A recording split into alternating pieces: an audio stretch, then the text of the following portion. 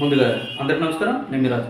ఆంధ్రప్రదేశ్కి సంబంధించి 2019లో భారీ మెజార్టీతో వైసీపీ ప్రభుత్వం అధికారంలోకి రావడం జరిగింది.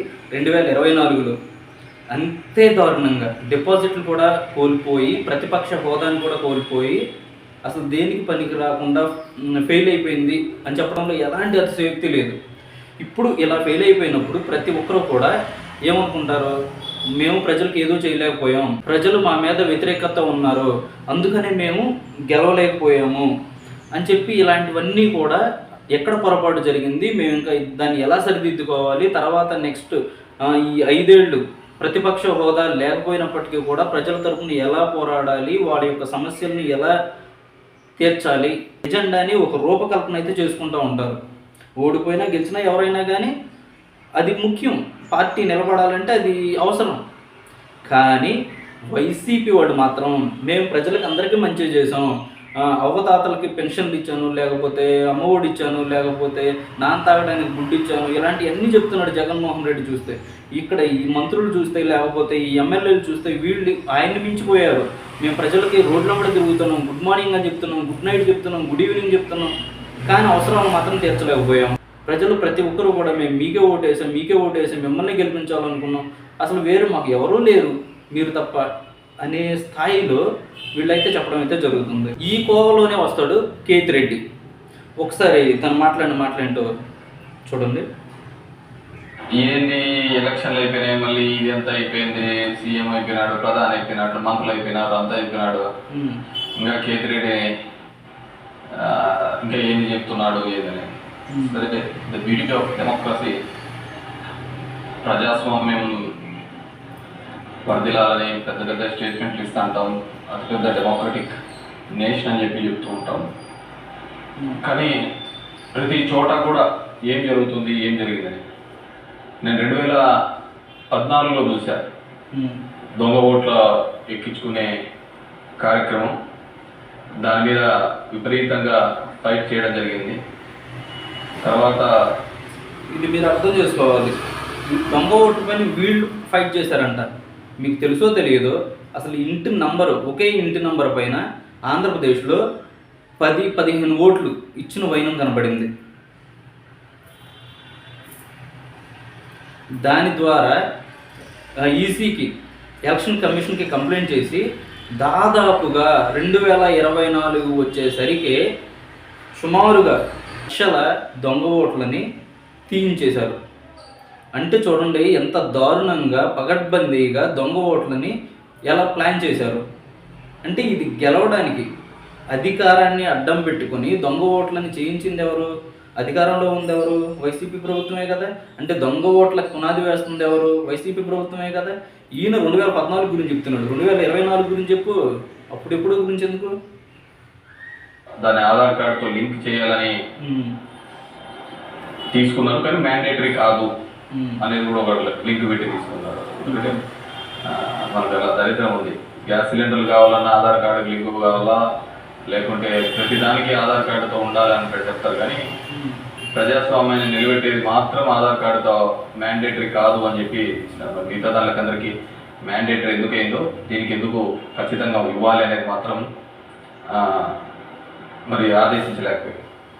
సరే, వాటి మీద ఏదో చెప్పాలనుకున్నాడు, ఏం చెప్పాలో అర్థం కాక సరే అని చెప్తున్నాడు. ఇప్పుడు ఏం చెప్తాడు? దొంగ ఓట్ల మీద అదేవిధంగానే ఇప్పటికీ కూడా ప్రతి నియోజకవర్గంలో 10 నుంచి 20,000, 30,000 వరకు దొంగ ఓట్లతోనే ప్రజాస్వామ్యం గెలుపోవటం డిసైడ్ చేసే పరిస్థితులు ఉన్నాయి. కానీ ఇది గుర్తుపెట్టుకోండి, దొంగ ఓట్లు 10,000, 20,000 మధ్యలోనే దొంగ ఓట్లు అనేది డిసైడ్ చేస్తాను ప్రజాస్వామ్యాన్ని అని చెప్పాడు కదా. 10,000, 18,000 లేకపోతే 20,000, 10,000కి 20,000కి మధ్యలోనే ప్రభుత్వాన్ని డిసైడ్ చేస్తాను దొంగ ఓట్లు అని చెప్పాడు ప్రజాస్వామ్యాన్ని. ఒకసారి ఇది గుర్తుపెట్టుకోండి. తర్వాత 2019లో ఈయనకి ఎంత మెజారిటీ వచ్చిందో, లేకపోతే 2024లో ఎంత మెజారిటీ వచ్చిందో అది కంపేర్ చేసుకుని తర్వాత మాట్లాడదాం దీని గురించి. నన్ను ఎట్లాగో ఎలక్షన్స్ అయిపోయినాయి, ఓడిపోవడం జరిగింది. అది ఎలక్షన్స్ అయిపోయినాయి, ఓడిపోవడం జరిగింది. ఓడిపోయినోడు సైలెంట్గా ఉండాలిగా, ఉండడు. 2014 అప్పుడు గురించి చెప్తాడు, లేకపోతే 2019 గురించి చెప్పు. నువ్వు ఎలా గెలిచావో చెప్పు, ఎన్ని ఓట్ల మెజార్టీతో గెలిచావో చెప్పు. నువ్వు గెలిచిన తర్వాత ఆ ప్రజలకు ఏం చేసావో చెప్పు. 2024లో ఎందుకు ఓడిపోయావో దానికి రీజన్ మేము చెప్తాం. దీనికి సంబంధించి ఈ విధంగా ప్రతి ఒక్కటి చోట కూడా ఈవీఎంస్ అనేది ఇప్పుడు పెద్ద క్వశ్చన్ మార్క్. ఏం జరుగుతుంది, ఏ విధంగా అని చెప్పేసి దేవన్ని ఎలక్షన్ ప్రాసెస్ అంతా కూడా మనం చూస్తే తప్ప, ఎలక్షన్ ప్రాసెస్ చూస్తే కరెక్ట్ ఎలక్షన్స్కి ఒక వారం 10 రోజుల ముందు, నోటిఫికేషన్కి వారం 10 రోజుల ముందు అక్కడున్న ఎలక్షన్ కమిషన్ మెంబరు గోయల్ అనే అతను రిజైన్ చేస్తాడు. ఎందుకు రిజైన్ చేస్తాడో, ఏ దానికి చేస్తాడో తెలీదు. తర్వాత అంత ముందు వరకు ఉన్న ఒక చట్టం, ఒక ఎలక్షన్ కమిషన్లో ఒక మెంబర్ని అపాయింట్ చేయాలనే దానికి ప్రధానమంత్రి, ప్రతిపక్ష నాయకుడు, చీఫ్ జస్టిస్ ఆఫ్ ఇండియా ఈ ముగ్గురు సమక్షంలో ఎన్నుకోవాల్సిన దాన్ని మళ్ళీ ఒక కొత్త చట్టం తీసుకొని వచ్చి ప్రతిపక్ష నాయకుడు, ప్రధానమంత్రి, క్యాబినెట్ సహచరుడు అని పెట్టి తీసుకొని వచ్చి ఒక కొత్త వ్యక్తిని బొంద వ్యక్తిని అని చెప్పి సొల్లు చెప్తున్నాడు. కానీ ప్రతిపక్షాన్ని అసలు ఆంధ్రప్రదేశ్లో ఉండనిచ్చారా? ప్రతిపక్ష నాయకుల్ని తిరగనిచ్చారా? ప్రజల్ని ప్రశాంతంగా ఉండనిచ్చారా? గొడవలు, కుళ్ళు, కుతంత్రాలు, ప్రజల సొమ్ముని అస్తవ్యస్తం చేయడం, ఎక్కడన్నా బహిరంగ మీటింగులు పెడితే 100 కోట్లు వెచ్చించడం, ఆర్టీసీని నిలిపేయడం, స్కూళ్ళకి సెలవులు ఇచ్చేయడం, కాలేజీ ఎగ్జామ్స్ను కూడా ఆపేసేసేయడం, ఇంత దారుణమైన పరిస్థితి ఎప్పుడు కూడా మన రాజ్యాంగం అమలు జరిగే దగ్గర నుంచి కూడా ఇప్పటి వరకు కూడా ఇంత దారుణమైన, ఇంత దిక్కుమైన పరిపాలన అయితే అసలు ఎక్కడా జరగలేదు. ఆ విషయం వీడికి తెలుసు. తీసుకొని రావడం జరిగింది, అది మనందరం కూడా చూడడం జరిగింది. కానీ ఏం చేస్తుంటే బ్యూటీ ఆఫ్ డెమోక్రసీ, ఏ విధంగా కావాలంటే వాళ్ళ ఆ విధంగా చేయడం జరిగింది. ఈరోజు నేను కొన్ని ఉదాహరణలతో, నేను ఆంధ్రప్రదేశ్లో దీని గురించి మాట్లాడితే మీరు ఇట్లా ఓడిపోయినారు కాబట్టి ఏమైనా చెప్తా అంటారు, ఏమైనా మాట్లాడుతూ అంటారు, ఏం అప్పుడు లేదా అని కూడా మాట్లాడుతూ ఉంటారు. నేను ఇంతకుముందు కూడా చెప్పా, ఏ విధంగా కేవలం కొన్ని ఒకటి మాత్రమే సర్వే అనే వాళ్ళు ఏ విధంగా చెప్తారు, లేకుంటే అశ్విని దత్ అనే అతను ఏ విధంగా చెప్తాడు 160 అని చెప్పేసి. ఎందుకంటే ప్రజల నాడి ఎవరికి దొరకలేదు, అందలేదు అనేది వాస్తవం. అలాంటప్పుడు వీళ్ళు ఏమాత్రం గ్రౌండ్ రిపోర్ట్ చేయని వీళ్ళకి ఏ విధంగా తెలుస్తుంది. వన్ థింగ్ ఏదైనప్పటికీ కూడా నేను కొన్ని పత్రికల్లో వచ్చిన ఆర్టికల్స్, అదేవిధంగా మిగతా దానిలోకి వచ్చిన ఆర్టికల్స్ దృష్టిలో ఉంచుకొని మీ ముందు కొన్ని ఉదాహరణలు తీసుకొని రాదలుచుకున్నాను.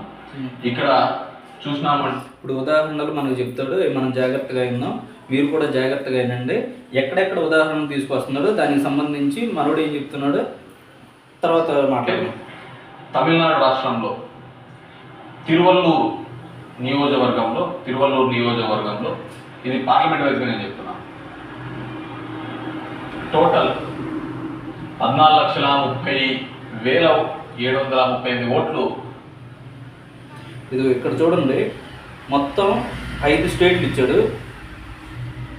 5 స్టేట్లలో ఫస్ట్ తమిళనాడు, అస్సాము, ఒడిశా, కేరళ, ఆంధ్రప్రదేశ్లో ఒక్క దగ్గర మాత్రమే, ఒకే ఒక్క దగ్గర, అది గుంటూరులో డిఫెక్ట్ ఎంత వచ్చిందంటే ఓట్ల యొక్క డిఫరెన్స్ అనేది 7,900 వచ్చింది. అంటే గుంటూరు మొత్తం మీద కూడా, అంటే మిగిలిన 100% కూడా పర్ఫెక్ట్ మ్యాచ్ అయినాయి. ఒక డిఫరెన్స్ వచ్చింది ఆంధ్రప్రదేశ్లో ఒకే ఒక్క దగ్గర, అది 7,928 ఓట్లు వచ్చింది, అంటే మొత్తం మీద కలిపి.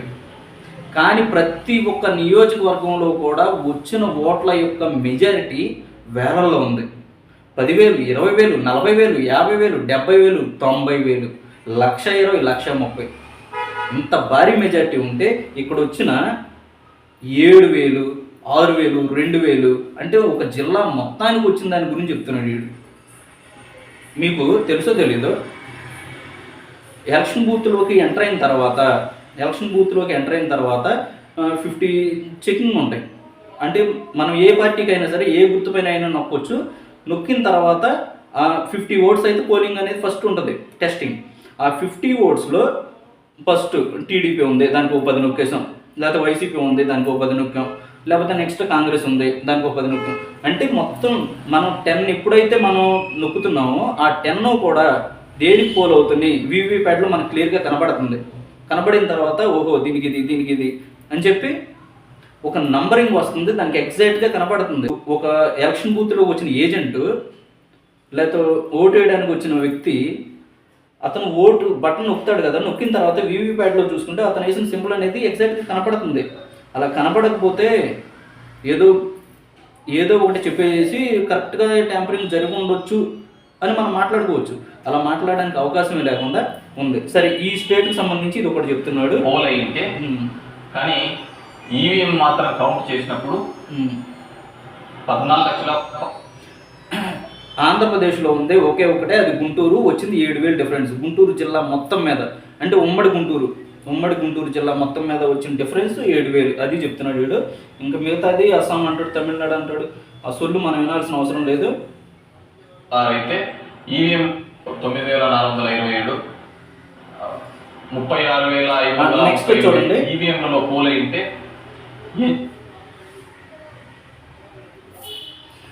నెక్స్ట్ దానిలో కూడా ఆంధ్రప్రదేశ్ ఒంగోలులో ఎంత ఉంటే 1,400 ఓట్లు. ఒంగోలు మొత్తం మీద కూడా వచ్చింది డిఫరెన్స్ ఎంత అంటే 1,400 ఓట్లు వచ్చింది.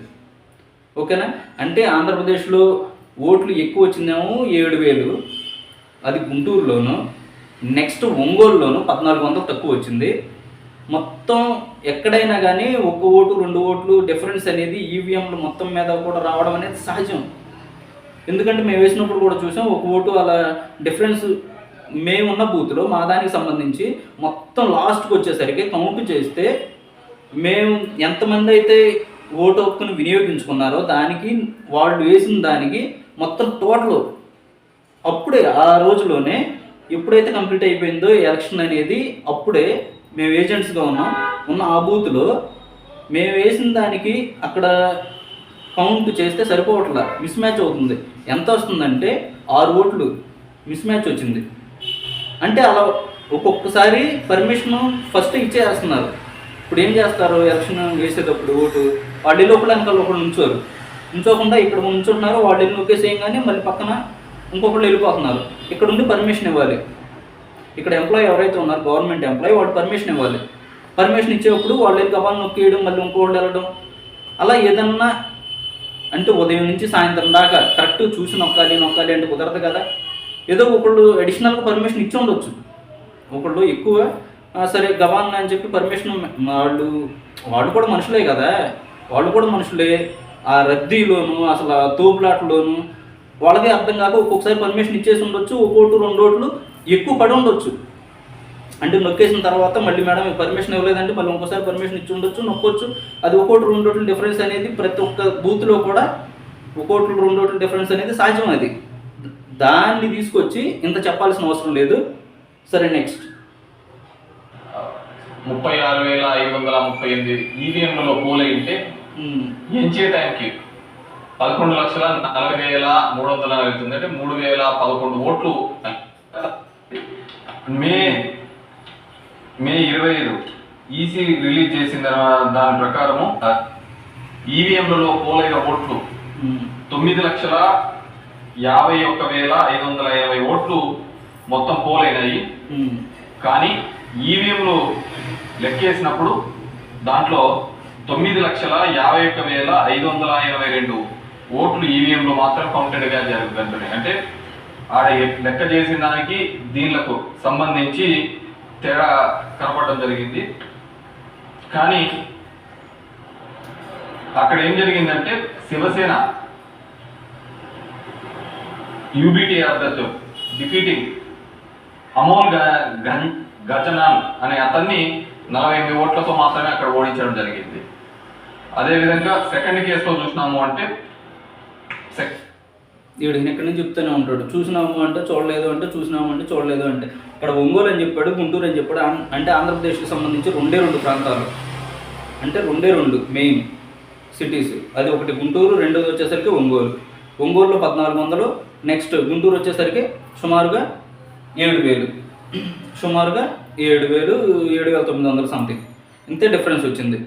కానీ ఒంగోలు కానీ గుంటూరు కానీ ఇంకా వేరు నియోజకవర్గాలు తీసుకుంటే టీడీపీ నాయకులు ఎవరైతే ఉన్నారో వారికి వచ్చిన మెజార్టీలు 30,000, 20,000, 40,000, 70,000, 90,000, లక్ష, 1,30,000 లక్షల్లో ఉన్నాయి.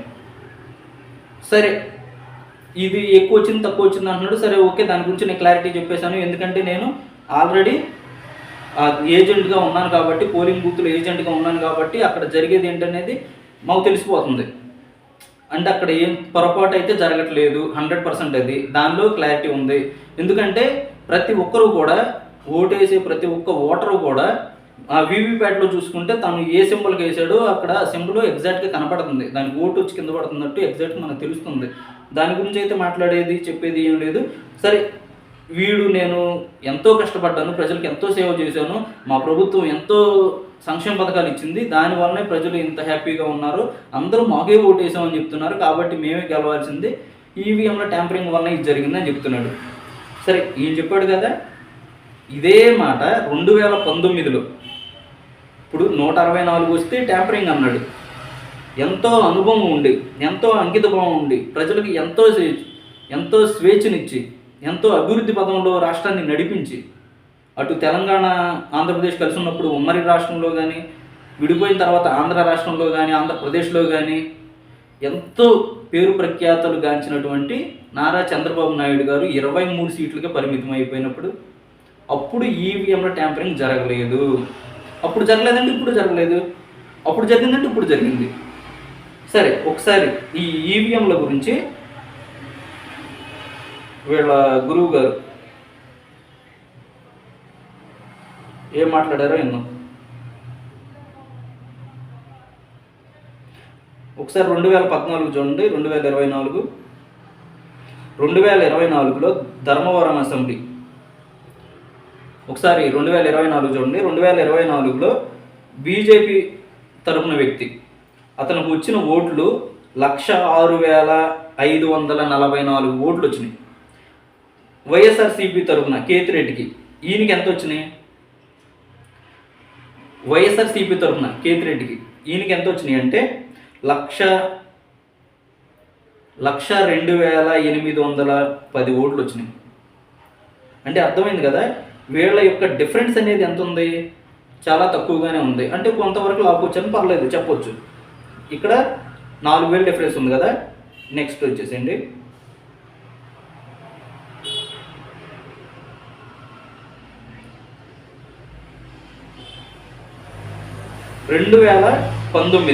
2019లో చూడండి. నెక్స్ట్ వైఎస్ఆర్సీపీ ప్రభుత్వం అనేది 106,900, 106,900. అదే టీడీపీకి ఎన్ని ఓట్లు వచ్చినాయి? 91,000 వచ్చినాయి. 91,000 అంటే ఈ 9 అటు ఇటుగా 17,000. అప్పుడు అంత మెజార్టీ ఎందుకు వచ్చింది మరి? అంటే వైసీపీ ప్రభుత్వానికి అంతగా రావాల్సిన అవసరమే ఉంది, అంత మెజార్టీ ఇవ్వాల్సిన అవసరమే ఉంది ప్రజలకి. అప్పుడు కూడా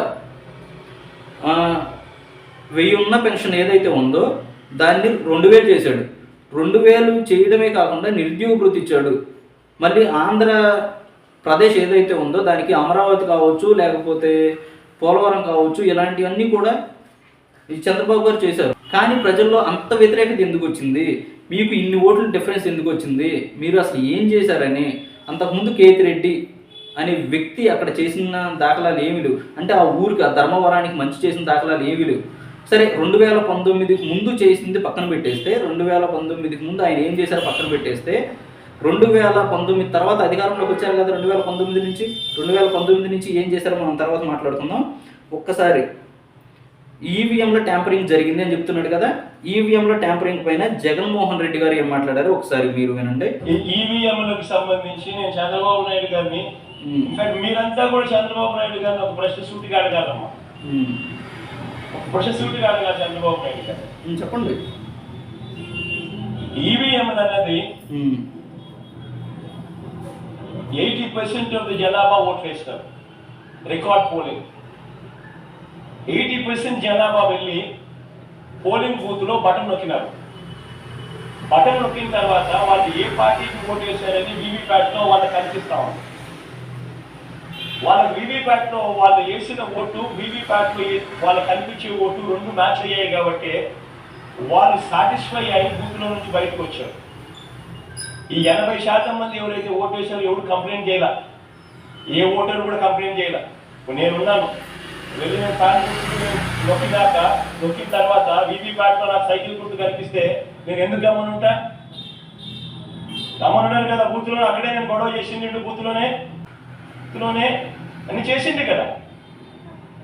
అట్లా ఏ పార్టీకి ఎవరన్నా కానీ ఇలా ఓటేసిన తర్వాత వీవీప్యాట్లో వేరే పార్టీకి ఓటేసినట్టుగా ఎవరికి కనిపించలేదు కాబట్టి 80% మంది జనాభా ఓటు వేసిన ప్రతి ఒక్కరూ సాటిస్ఫై అయ్యి ఎటువంటి బూత్లో కానీ ఏ బూత్లో కంప్లైంట్ ఇవ్వడం కానీ పోలింగ్ ఆఫీసర్ దగ్గర కంప్లైంట్ ఇవ్వడం కానీ ఎటువంటి ఎక్కడ జరగల.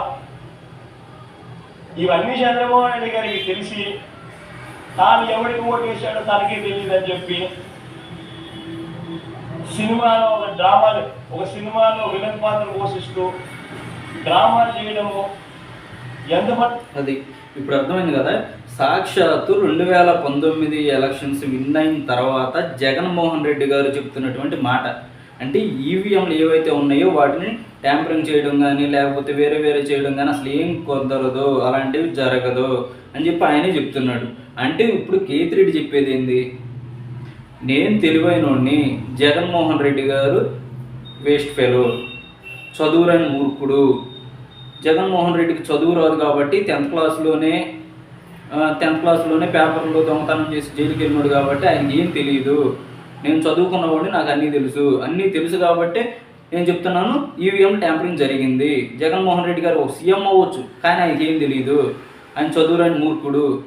10th క్లాస్లో ఫస్ట్ క్లాస్ స్టూడెంట్, ఇంటర్లో ఫస్ట్ క్లాస్ స్టూడెంట్, డిగ్రీలో ఫస్ట్ క్లాస్ స్టూడెంట్. ఇవన్నీ చెప్పుకోవడానికే ఆయనకి ఏం తెలియదు, ఆయన ఒక అసమర్థుడు అని కేతిరెడ్డి జగన్మోహన్ రెడ్డి గారిని నిందిస్తున్నాడా అనేది మనం ఆలోచించాలి. ఎందుకంటే సాక్షాత్తు ఒక రాష్ట్రానికి ముఖ్యమంత్రిగా 5 సంవత్సరాలు చేసినటువంటి వ్యక్తి ఇప్పుడు 5 సంవత్సరాలు ప్రతిపక్షం లేదనుకోండి, ఇప్పుడు 5 సంవత్సరాలు ఓడిపోయి ఇంట్లో కూర్చునే వ్యక్తి చెప్పినటువంటి మాటలను తీసుకొచ్చి అసలు అదేం కాదు, ఈవీఎంలో ట్యాంపరింగ్ అనేది జరిగింది అని బల్లగుద్ది చెప్తున్నాడు. అంటే 2019లో ఈవీఎంలో ట్యాంపరింగ్ జరిగింది అని ఒప్పుకోవాలి కదా. అంటే ఒకటి జగన్మోహన్ రెడ్డి గారన్నా తప్పు చేసి ఉండాలి, లేకపోతే 2 కేతిరెడ్డి అన్నా తప్పు చెప్తున్నట్టు ఉండాలి. 2019లో ఈవీఎంల ట్యాంపరింగ్ జరిగింది అంటే జగన్మోహన్ రెడ్డి గారు దొంగ.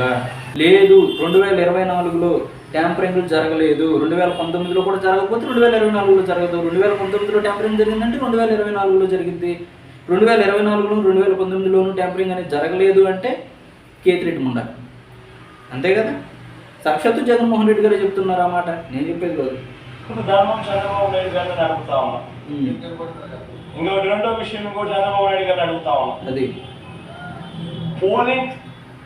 పోలింగ్ మొదలయ్యే ముందు ప్రతి పోలింగ్ బూత్లోనూ అన్ని పార్టీలకు సంబంధించిన పోలింగ్ ఏజెంట్లు అక్కడ కూర్చుంటారు. ఇది మెయిన్ పాయింట్. అంటే ఇప్పుడు వైసీపీ కావచ్చు, లేకపోతే టీడీపీ కావచ్చు, లేకపోతే వేరే పార్టీలు కాంగ్రెస్ కానీ బీజేపీ కానీ ప్రతి ఒక్కదానికి సంబంధించిన వాళ్ళు కూడా ఏజెంట్స్ అక్కడ ఉంటారు. ఇంకోటి వచ్చి దొంగొట్లేయడానికి లేకపోతే ఇంకోటి వచ్చి ఏదో చేయడానికి అక్కడ బూతులు అయితే ఏమి ఉండదు. అది కొన్ని ప్రదేశాల్లో జరిగి ఉండొచ్చేమో కానీ అది ఎప్పుడు అలా జరగలేదు అంటే గొడవలు పెట్టుకున్నో లేకపోతే ఇంకోటి పెట్టుకున్నో జనాలని భయభ్రాంతులను చేసి వాళ్ళని వెళ్ళగొట్టేసేసి వెళ్ళిపోయిన తర్వాత ఒక పార్టీకి సంబంధించిన వాళ్ళు అధికారంలో ఉన్నవాళ్ళు అధికారాన్ని అడ్డం పెట్టుకుని లేకపోతే పోలీసుల్ని బలగాల్ని అడ్డం పెట్టుకుని అలా చేస్తారు, రిగ్గింగ్ చేస్తారు. అంతేగాని అక్కడ లోపల ప్రతి ఒక్క పార్టీకి సంబంధించిన ఏజెంట్స్ అయితే ఉంటారు కాబట్టి 100% అలా జరగడానికి అవకాశం లేదు. ఈయన జగన్మోహన్ రెడ్డి గారు ఈ విషయంలో మెచ్చుకోవచ్చు ఈయన్ని, ఎందుకంటే నిజాలు చెప్తున్నాడు. వాళ్ళందరూ కూర్చున్న తర్వాత ఈవీఎంలు వీళ్ళందరూ చెక్ చేస్తారు, అవును, వీళ్ళందరూ టెస్ట్ చేస్తారు. 50 ఓట్లు మాక్ పోలింగ్ చేస్తారు. అవును, 50 ఓట్లు కరెక్టే. మేము కూడా వెళ్ళాం కాబట్టి ఇది మాత్రం నిజమే. ఎందుకంటే మాక్ పోలింగ్ అనేది అది ఏ పార్టీకైనా అవ్వచ్చు. అక్కడ ఆ ఈవీఎం ప్యాడ్ ఏదైతే ఉందో ఈవీఎం మిషన్, ఆ ఈవీఎం మిషన్లో ఎన్ని సింబల్స్ అయితే ఉన్నాయో అన్ని సింబల్స్లో కూడా ఫస్ట్ 3 ఎంటర్ చేసుకుంటూ వస్తారు. అంటే 3 times ప్రెస్ చేసుకుంటూ వస్తారు ఒక్కొక్కదాన్ని. ఎందుకు అంటే ప్రతి ఒక్కటి కూడా ఈవీఎంలో వర్క్ అవుతుందా లేదా ఆఖరికి నోటాతో సహా చెక్ చేసుకుంటూ వస్తారు.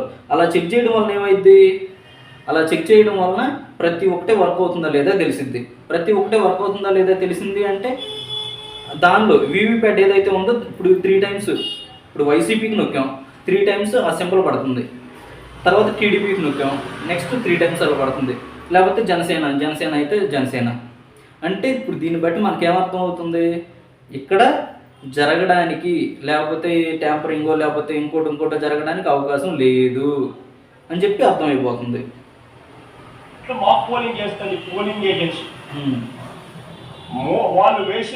వాళ్ళు నొక్కిన గుర్తు వీప్యాట్ లో వాళ్ళకు స్లిప్ ఏదైతే బయటకు వస్తుందో ఆ గుర్తు 2 మ్యాచ్ అయినాయో లేదో చూసుకుంటారు. అవును, చూసుకున్న తర్వాత వీళ్ళు సంతకాలు పెడతారు, పోలింగ్ ఏజెంట్ సంతకాలు పెడతారు, మేము వెరిఫై చేసి. ఇది ఎగ్జాక్ట్గా చెప్పాడు ఈయన. పోలింగ్ ఏజెంట్స్ ఆ బూత్లోని ఏజెంట్స్ ఎవరైతే ఉన్నారో వాళ్ళు సైన్ పెట్టిన తర్వాత మాత్రమే ఆ పోలింగ్ అనేది స్టార్ట్ చేస్తారు. అంటే 100% అటు వైసీపీ తరపు నుంచి కావచ్చు, లేకపోతే ఇటు బీజేపీ తరపు నుంచి కావచ్చు, లేకపోతే టీడీపీ తరపు నుంచి కావచ్చు, ప్రతి ఒక్క ఏజెంట్ నుంచి కూడా క్లారిటీ తీసుకున్న తర్వాతే స్టార్ట్ అవుతుంది. అంటే ఎలాంటి అవకతవకలు జరగడానికి అవకాశం లేదు అనేది స్పష్టంగా తెలిసిపోతుంది. 50 ఓట్లు ఒక్కొక్కరు 50 ఓట్లు వెరిఫై చేసినాము, ఈవీఎంలు బాగా పనిచేస్తా ఉన్నాయి అని సంతకాలు పెడతారు. ఆ సంతకాలు పెట్టిన తర్వాతనే జనరల్ ప్రజలకు పబ్లిక్ ఓటింగ్ ను పర్మిట్ చేస్తారు. ఓటింగ్ తర్వాతనే అవకాశం ఇస్తారు జనరల్ పబ్లిక్. మరి ఇటువంటి తెలుగుదేశం పార్టీకి సంబంధించిన ఏజెంట్లే అన్ని పార్టీలకు సంబంధించిన ఏజెంట్లతో పాటు కలిసి నొక్కి వీవీప్యాట్లలో కూడా దాన్ని చూసుకొని కరెక్ట్గా అన్ని పనిచేస్తా ఉన్నాయని చెప్పి వెరిఫైడ్ అని చెప్పి సంతకం పెట్టి పోలింగ్ ఆఫీసర్కి ఇచ్చిన తర్వాతనే పోలింగ్ మొదలైంది. మరి ఏ రకంగా చంద్రబాబు నాయుడు గారు చెప్తారు ఈ రకంగా ఈవీఎంలు అది జరిగాయి, ఈవీఎంలు ఇది జరిగాయి, నేను ఎవరికి ఓటేసానో నాకు తెలీదు అని చెప్పి ప్రజలను తప్పుదోవ పట్టించడం నిజంగా ఒక ముఖ్యమంత్రి స్థాయిలో ఉన్న వ్యక్తి చేయదగ్గ పనేనా అని అడుగుతా ఉన్నా.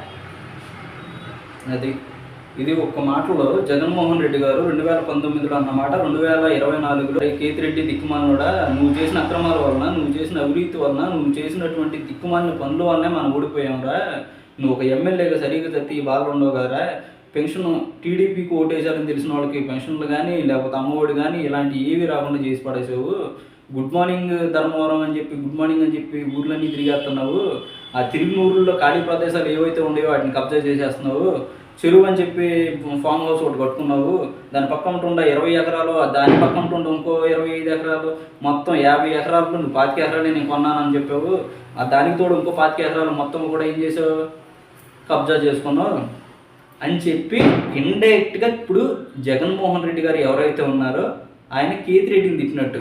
అంటే ఇది నేనన్న మాట కాదు, మీకు అర్థం కావాలని చెప్తున్నాను అనమాట. సరే ఒకసారి కేతిరెడ్డి నేను గెలవాలి, అసలు నేను అలా చేశాను ఇలా చేశానని చెప్తున్నాడు కదా, కేతిరెడ్డి ఎంత మంచోడు, కేతిరెడ్డి ఆ ధర్మవరం ప్రజలకి ఒక తోడుగా ఒక నీడగా లేకపోతే టాయిలెట్లో వాడే సోప్గా బాగా ఉపయోగపడ్డాడు అని మనం అతను యూట్యూబ్ చూసి తెలుసుకోవడమే. కానీ రియాలిటీలోకి వెళ్ళాలి కదా, రియాలిటీలోకి వెళ్తే తెలిసింది అతను ఏం చేశాడు అని.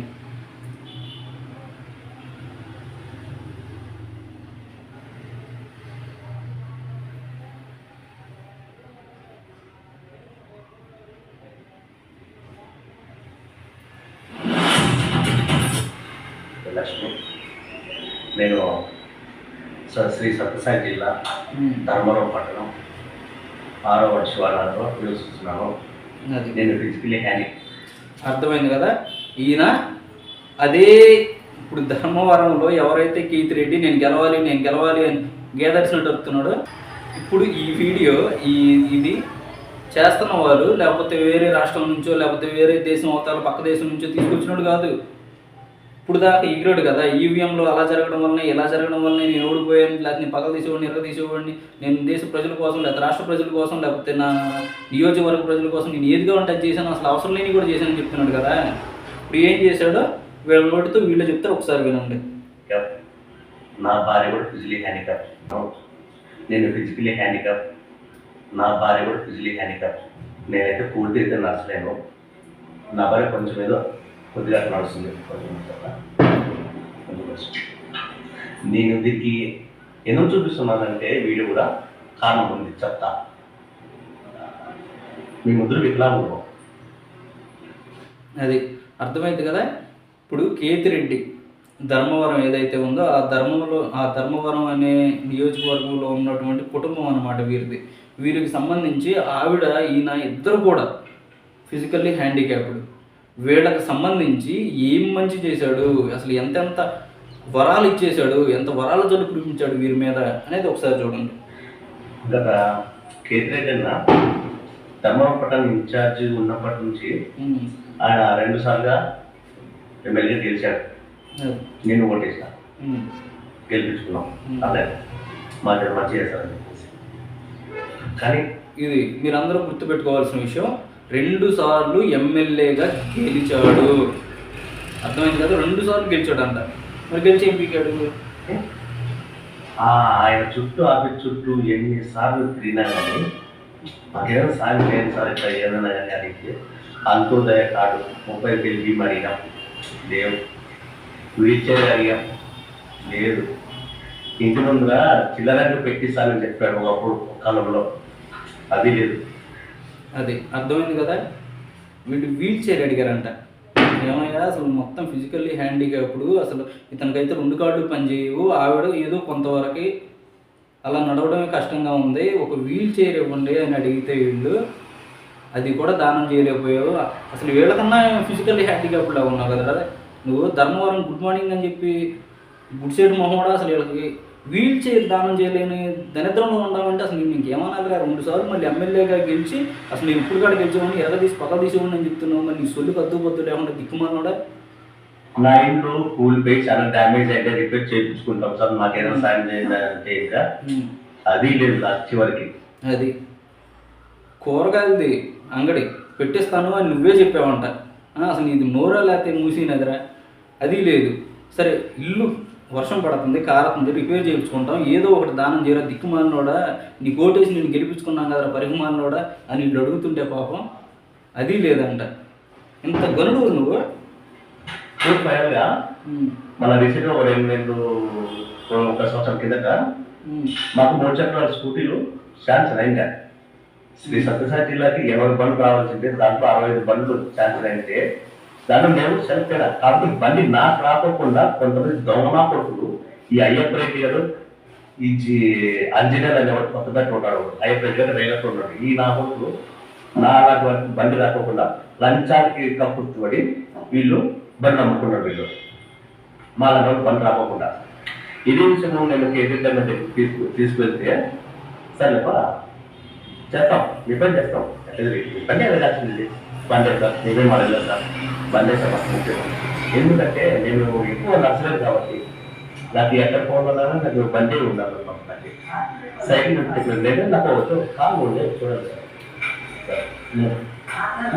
ఈ కాలం చూడాలి, ఈ కాలం ఈ కాలం పూర్తిగా అంటే అరే అసలు కొంచెం అన్న సిగ్గు శరం నీతి జాతి అసలు ఏమన్నా ఉందారా నీకు? అరే నీ బతుకు చావా, నువ్వు ఎటు ఇంటికి బాగు చేర్చుకుంటానంటే లేదు, అంగడి పెట్టుకుంటానంటే లేదు, ఏం చేయలేకపోయావు కదరా, అసమర్థుడు కదా. నీ వల్ల కానప్పుడు ఏదో వీళ్ళ అదృష్టం బాగుండి శాంక్షన్ అయిన బండి డబ్బుల కోసం గడ్డి తినేవాళ్ళు, నీ పక్కన తిరిగే చెంచేవాళ్ళు, వాళ్ళ పక్కన వాళ్ళకి ఇలాంటి వ్యక్తి బండి అమ్మేసుకుంటుంటే నువ్వు మనిషిగా పుట్టిన తర్వాత అరే మనం ఏది పీకలేకపోయాం, ఏమీ చేయలేకపోయాం, మన కోసం మనం సంపాదించుకున్నాం, మన కోసం మనం పోతాం తప్ప అసలు వాళ్ళకి చేసింది ఏమీ లేదు. వాళ్ళ వరకే మనం చేయకపోయినా కానీ గవర్నమెంట్ తరఫు నుంచే వచ్చింది కదా, అది ఇచ్చాను మనం ఒక ఫోటో దిగి ఏదో ఒకటి ఫేస్బుక్లోనో లేదా మన యూట్యూబ్ ఉంది కదా దాంట్లో పెట్టుకుని కొంచెం హైలైట్ అవుదాం అని కాడ లేకుండా వచ్చిన బండిని కాడ అమ్ముకున్న దిక్కుమని దరిద్రుడు, నెక్స్ట్ దరిద్రుడు నువ్వు ఇప్పుడు నేను గెలుస్తాను, నేను ఎరగ తీసేస్తాను, పగల తీసేస్తానని చెప్తున్నావు అంటే ఇంక నేనేమన్నది ఎందుకు అడుగుతున్నానంటే వాళ్ళ చదువు డబ్బులు పెట్టి ఇప్పిమని నేను చెప్పలేదు. గవర్నమెంట్ ప్రభుత్వం నుంచి రావాల్సిన నాకు బండి వీళ్ళు అమ్ముకొని తిన్నారు. ఇదే విషయం, ఇది సిగ్గుండాలరా బతుకులు జావా. ప్రభుత్వం నుంచి వచ్చిన బండిని కూడా అమ్ముకుని ఆ డబ్బులు తిన్నారంటే ఊరంటే వాడు ఒంటికి తాగొచ్చు కదరా, ఏదో సినిమాలో ఉండిద్ది. వాడు అంటా ఉంటాడు, ఈ దంసం ఈ డ్రింక్ తాగకపోతే ఊరంటే వెళ్ళే నలుగురు వచ్చి తాగొచ్చు కదరా అని, మీ బతుకులు చావని. నేను ఎమ్మెల్యే తీసుకుపోయినా అని ఆయన స్పందించారు దాని గురించి సరిగ్గా, సర్లే చూద్దాం అని చెప్పేసి. ఎందుకంటే ఈయన ప్రజల వైపున ఎంత అసలు అసలు ఆ ప్రజా సమస్యల పని ఎంత తీవ్రంగా స్పందిస్తారంటే ఇది అర్థమైంది కదా. చేద్దాంలే చూద్దాంలే, ఇది వీడు చెప్పే సోళ్ళు, వీడు చెప్పే సోళ్ళకి మరి వీడు గెలుపుతాడంట. అసలు ఆ ఓట్లు మొత్తం ఎక్కువ నీకు. ఆయన తమ్ముడు కృష్ణారెడ్డి సార్ని అడిగాం లాస్ట్కి, సర్లే పని చెప్పారు. కానీ ఆయన రికమెండేషన్ లెటర్ కూడా ఇచ్చాడు ఎమ్మెల్యే సార్ కలెక్టర్ ఆఫీస్లో. వచ్చింది అమ్ముకుంటే దిక్కు దివాణం లేదు. సరే అది ఎంత అయిద్దో, 15 అయిద్దా, ఒక 20 అయిద్దా, కోట్లు తినేసావు, కోట్లు కుంభకోణాలు చేశారు. దాంట్లో ఒక 10,000-20,000 పెట్టి ఒక బండి కొనిలో పోయారా? సరే కొనిలే పోయారా? వచ్చింది అమ్ముకుంది కూడా ఆయన పిలిచి చెడమడ తిట్టి, అరే ఆ బండి అమ్ముకుంటాం ఎంత సిగ్గుంది అంటారు ముండాని, ఆయన ఇచ్చేసారా అని చెప్పి చెప్పలేకపోయారా? ఈ మాత్రం దానికైనా నువ్వు ఊరికి ఎగబడిపోయి అసలు అట్లా లేదు ఇట్లా లేదు కనపడ్డ ప్రతి కూడా నీకే ఓటేసామా, నువ్వు చేసిన మంచిగా చెప్తున్నారని చెప్పావు. ఈ సొల్లు అర్థం ఉందంటారు అసలు నువ్వు మాట్లాడే మాటలకే.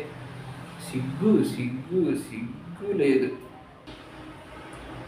సరే ఈయన ఇలా మాట్లాడాడు కదా, ఈయన అంటే ప్రజల్ని ఆ నియోజకవర్గంలో ఉన్నటువంటి ప్రజల్ని ఎంత బాగా పట్టించుకుంటున్నాడో దీన్ని బట్టి అర్థమైంది. అంటే ప్రజలను పట్టించుకోవట్లేదు, ప్రజల అవసరాలు ఏవైతే ఉన్నాయో వాటిని పట్టించుకోవట్లేదు, ఈయన పనిలోనే ఈయన ఉంటున్నాడు అనేది క్లారిటీ వచ్చింది కదా. నెక్స్ట్ ఈయన ఎంత ఉత్తముడు, ఈయన ప్రజల దగ్గర అసలు ₹1 తీసుకోవట్లేదు, లేకపోతే నియోజకవర్గం ఏదైతే ఉందో దానిలో ₹1 అవినీతి చేయట్లేదు అనేది క్లారిటీ వచ్చింది కదా. ఇప్పుడు ఇంకా క్లారిటీ వచ్చింది, ఎందుకంటే ఇప్పటివరకు ప్రజలకు ఎంత మంచి చేశాడో చూశారు. మరి ఆ నియోజకవర్గంలో మనోడు చేయని అవినీతి ఏంది?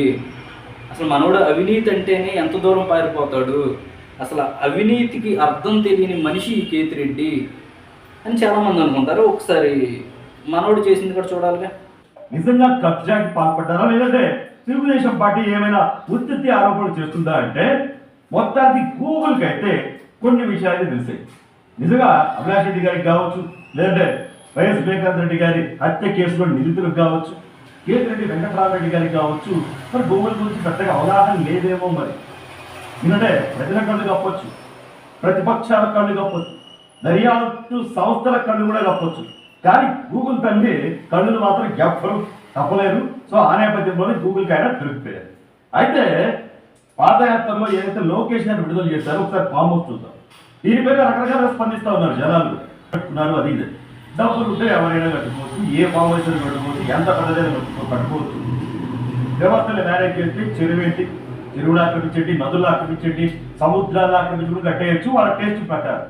కానీ అది కాదు, ఇక్కడ రైతుల నుంచి బలవంతంగా లాక్కోవడం, కొంత భూమిని పెద్ద ఎత్తున భూమిని కబ్జా చేయడం, మరి ఏ వ్యాపారం చేయకుండానే అన్ని ₹100 కోట్ల మరి ఎలా సంపాదిస్తున్నారో కూడా మరి ప్రజలకైతే ఖచ్చితంగా సమాధానం చెప్పాల్సి ఉంటుంది. టేస్ట్ దగ్గర పక్కన పెడితే కబ్జా జరిగిందానే. అది ఇప్పుడు కేతిరెడ్డి గారు వీటికి ఆన్సర్ చెప్పాలి. అర్థమైంది కదా, ఎంత అవినీతి చేశాడు, లేకపోతే ప్రజల సొమ్ము ఎంత దోచుకుంటున్నాడు, లేకపోతే కాలువల్ని చెరువుల్ని పక్కన ఉంటే స్థలాన్ని కబ్జా చేసేసి ఫామ్ హౌస్లు కట్టుకుంటున్నాడు అని చెప్పి డైరెక్ట్గా వీడియోనే రిలీజ్ చేశారు. మరి వీటిపైన ఇంతవరకు సమాధానం లేదు, మరి ఇంకేం చెప్పాలి అన్నది తెలుగుతాయి ఈ వీడియో.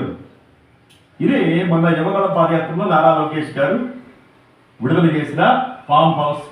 ఇది ధర్మవరంలో ధర్మవరం చెరువు. మంచి కలర్ఫుల్గా ఉంది, మంచి గార్డెనింగ్ అంతా కూడా డెవలప్ చేశారు. ఇది ఫామ్ హౌస్కి సంబంధించి ఏదైతే భూమి ఉందో దీనిలోనే కొంత ఆక్రమించారు అనేది ఆరోపణ. ఇదంతా కూడా ధర్మవరం చెరువు. ఇక్కడ బోటింగ్ వెళ్ళడానికి చక్కగా హ్యాచ్ అనుకుంటా ఇది, అది గుర్రాల రేసింగ్ కూడా ఉందంట. ఆయనకి బోటింగ్ అంటే ఇష్టం కాబట్టి ఇలా కట్టుకున్నారంట. మరొక వీడియో కూడా ఉంది, అది కూడా చూద్దాం. ఇది బోటింగ్కి సంబంధించి ఇవన్నీ కూడా మంచిగా షికారు చేయడానికి, ఫామ్ హౌస్ అంతా ఖరీదుగా చూడడానికి. ఇక్కడ ఒక వెహికల్ కూడా ఉంది, రిజర్వ్ వెహికల్ అనుకుంటుంది.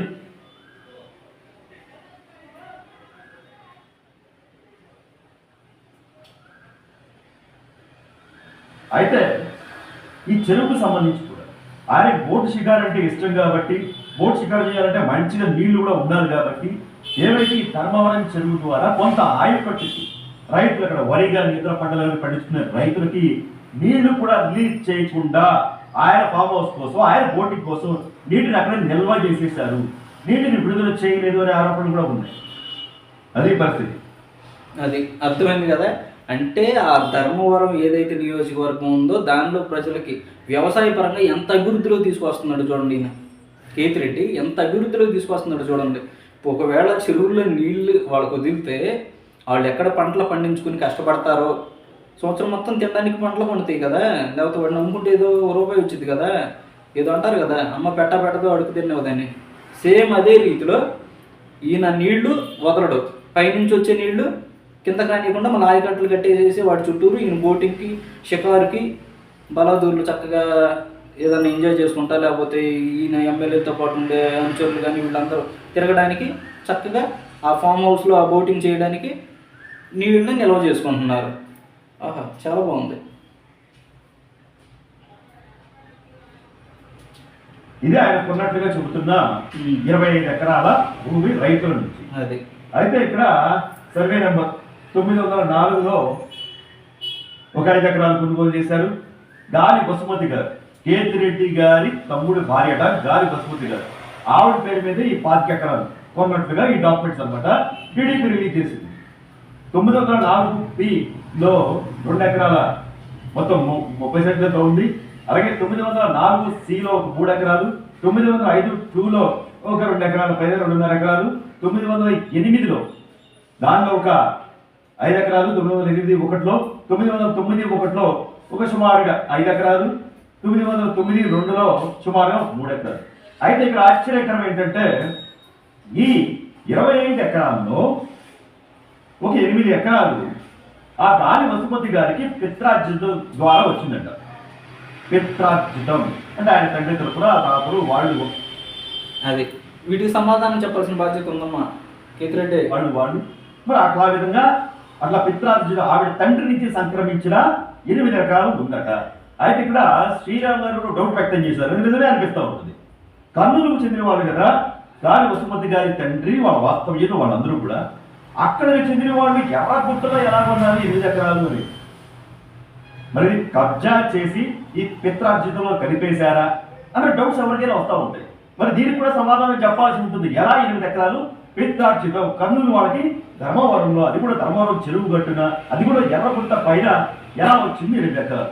సో ఖచ్చితంగా దానికి కూడా సమాధానం చెప్పాల్సి ఉంటుంది. ఆ తర్వాత అసలైన విషయం ఏంటంటే ఏదైతే ఇప్పుడు ఆక్రమించినట్లుగా 5 ఎకరాలు కొన్నారు, 20 ఎకరాలు ఆక్రమించారని టీడీపీ ఆరోపణలు చేస్తూ ఉంది. అది కూడా చూద్దాం ఒకసారి. ఇది గూగుల్ మ్యాప్ ఎర్ర చెరువు ఎప్పటిది 2016లో గూగుల్ మ్యాప్. ఇదే చెరువు, అది ధర్మవరం చెరువు, ఇదే ఎర్రగుట్ట, ఇక్కడే ఫామ్ హౌస్ కట్టారు. ఈ ప్రాంతంలోనే ధర్మవరం ఎమ్మెల్యే కేతిరెడ్డి గారు. ఆ 2017లో ఇలా ఉన్నది ఇప్పుడు ఎలా ఉందో చూద్దాం. అంటే 2021లో ఆయన కొన్నాక కేతిరెడ్డి గారు ఏదైతే డెవలప్మెంట్ పనులు ఇవన్నీ కూడా చేపట్టారు. ఇక్కడ చూడొచ్చు, మొత్తం చదువు చేశారు, మొత్తం అంతా కూడా ఆల్రెడీ ఇక్కడ నిర్మాణం కూడా ప్రారంభించారు. ఇక్కడ బోట్ షేర్ ఇదంతా బోటు షికారికి ఇదంతా చూడొచ్చు. ఇదంతా ఇది 2021లో ఆ భూములు కొన్నాక డెవలప్మెంట్ చేసే క్రమంలోని గూగుల్ ఫోటో ఇది. ఇప్పుడు ఎలా ఉందో చూద్దాం. ఇప్పుడు ఇది పరిస్థితి. సేమ్ మంచిగా చెరువు, ఇది కూడా ఫామ్ హౌస్, ఇక్కడ ఒక నిర్మాణం కూడా ఉంది. ఇవన్నీ కూడా నిర్మాణాలు పచ్చగా ఇక్కడ బోట్ షికారికి ఇవన్నీ కూడా నిర్మాణాలు ఇవన్నీ కూడా ఉన్నాయి. అయితే ఈ మొత్తం అంతా కూడా ఫామ్ హౌస్ వ్యవహారం. గూగుల్లో ఈ స్థలం విస్తీర్ణం ఎంత అని సెర్చ్ చేస్తే ఎంత వచ్చిందంటే 45.47 45.47 ఎకరాలు వచ్చింది. అంటే కేతిరెడ్డి గారు చెబుతూ అది అర్థమైంది కదా. అంటే మొత్తం నేను కొన్నాను అంటే ఆ పిత్రార్జితం అని చెప్పి వాళ్ళ మదర్ పేరు మీద ఒక 8 ఎకరాలు రిజిస్ట్రేషన్ చేశాడు. సరే అది కూడా కొన్నాడు అనుకుందాం, మొత్తం కలిపితే 25 ఎకరాలు. కానీ ఇక్కడ ఇది ఎంత వచ్చింది? 45 ఎకరాలు వచ్చింది. అంటే ఇంకా ఎంత కబ్జా చేసినట్టు? 20 ఎకరాలు కబ్జా చేశాడు. చెరువుల్ని, దొరువుల్ని, కాలువల్ని, ఊళ్ళో ఖాళీగా ఉన్న స్థలాలని అన్నింటిని కబ్జా చేసుకుంటా పోతూ అక్కడ ఆ నియోజకవర్గంలో ఎవరైతే పేద ప్రజలు ఉన్నారో వాళ్ళకి ఒక రూపాయి ఉపయోగపడకుండా వాళ్ళకి ఏదన్నా వాళ్ళ అదృష్టం బాగుండి గవర్నమెంట్ తరపు నుంచి ఏమన్నా వచ్చినా కానీ వాటిని కూడా నిలిపేస్తా, లేకపోతే టీడీపీ కార్యకర్తలు అని తెలిస్తే సంక్షేమ పథకాలు ఆపేసుకుంటా నువ్వు అంత అరాచకాలు సృష్టించుకుంటూ ముందుకు పోతుంటే నేను ఇంత మంచి చేశాను, నేను అంత మంచి చేశాను, నన్ను ఎవడో గెలిపించలేదు, నన్ను ఎవడో తేకలేదు అంటే ఇవన్నీ ఎట్ట కుదురుతాయి కేతిరెడ్డి? నువ్వు మంచి చేసి ఉంటే నిన్ను గెలిపించేవాళ్ళేమో. నువ్వు మంచి చేయకుండా ఈ దాచుకోవడం ఇదే పని అయిపోతే నీకు మీ మనవల పేరు మీద కొన్ని, మీ తమ్ముడి పేరు మీద కొన్ని, లేకపోతే ఇంకొకరి పేరు మీద కొన్ని ఇలా బినామీలను పెట్టేసుకుని కొనేసుకుంటుంటే ఎలా గెలిపిస్తారు కేతిరెడ్డి నిన్ను? కొంచెం ఉన్న బుర్ర ఉండాలిగా. ఈసారి నుంచి అన్నా కొంచెం మారు.